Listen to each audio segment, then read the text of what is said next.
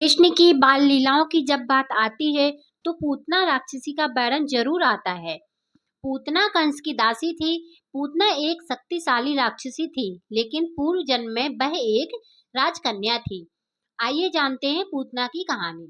कंस जब अपनी बहन देवकी को विदा कराने जा रहा था, तब एक आकाशवाणी हुई थी। इस आकाशवाणी में कहा गया था कि कंस देवकी और वासुदेव की 8वीं संतान तेरा वध करेगी। कंस इस आकाशवाणी को सुनकर बुरी तरह से भयभीत हो गया और उसने देवकी और वासुदेव को कारागाह में कैद कर दिया।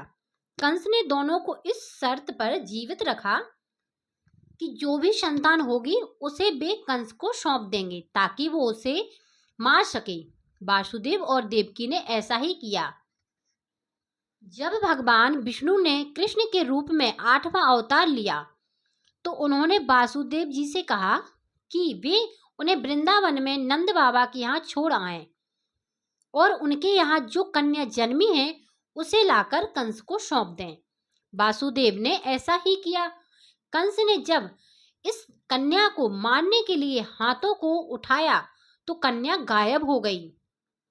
तभी पुनः आकाशवाणी हुई कि जिसे वह मारना चाहता है उसने तो गोकुल में जन्म ले लिया है, यानी गोकुल पहुंच चुका है।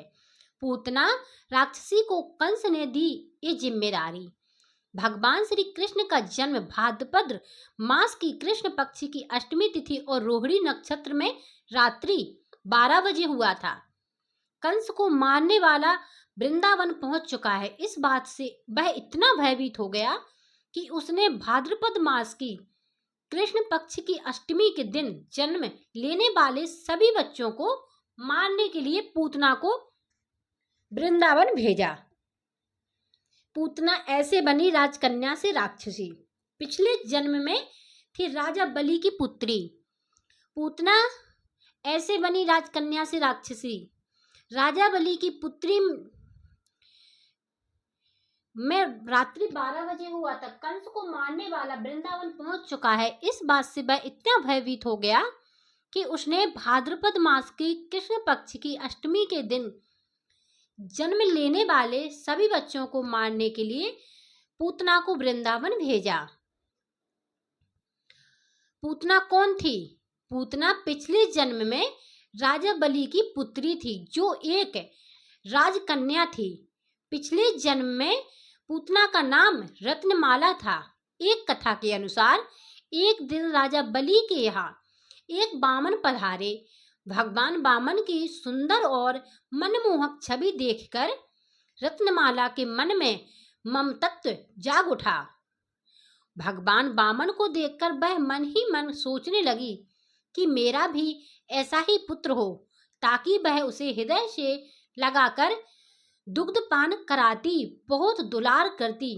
भगवान ने उसकी मन की इच्छा को जान लिया और तथास्तु कहा। लेकिन इसके बाद भगवान ने राजा बलि का अहंकार दूर करने के लिए 3 पग भूमि में नाप ली। राजा समझ गए और अपनी गलती का उन्हें एहसास हो गया। राजा ने बामन देव से क्षमा मांगी, लेकिन इस घटना को रत्नमाला दूर से देख रही थी। रत्नमाला को प्रतीत हुआ कि उसके पिता का घोर अपमान हुआ है।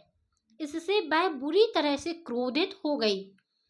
उसने मन ही मन भगवान को बुरा कहना आरंभ कर दिया। उसने कहा कि अगर ऐसा मेरा पुत्र होता तो मैं इसे विष दे देती। भगवान ने उसके इस भाव को भी जानकर तथास्तु कह दिया।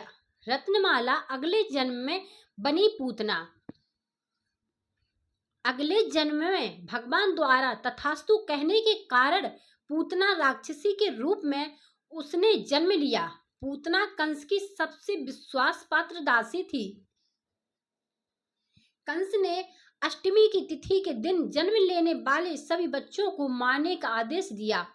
आदेश मिलने के बाद पूतना गोकुल पहुंच गई। पूतना भेष बदलने में माहिर थी। उसने सुंदर स्त्री का वेश धारण किया और भगवान कृष्ण को दुग्धपान करने लगी। भगवान ने उसे पहचान लिया और उसका वध कर दिया। इस प्रकार से भगवान के हाथों